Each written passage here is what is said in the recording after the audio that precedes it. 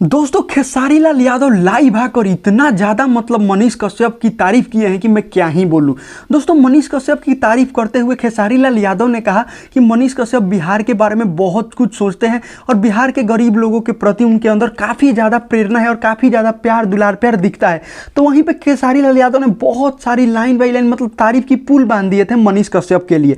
तो वहीं पर दोस्तों मनीष कश्यप का कहना है कि खेसारी लाल यादव को कि आप बहुत अच्छे हैं, आप भी गरीबों के लिए बहुत कुछ करते हैं, मैं भी आपसे बहुत कुछ सीखता हूं। तो दोस्तों वहीं पे मनीष कश्यप भी लाइव आकर ये बोले हैं कि खेसारी लाल यादव एक बिहार में एक ऐसी फिल्म बना भोजपुरी इंडस्ट्री में जो नेशनल अवार्ड से फिल्म को दर्शाया जाए। तो वहीं पे खेसारी लाल यादव का अगला क्या रिएक्शन होता है वो देखने वाली बात होगी।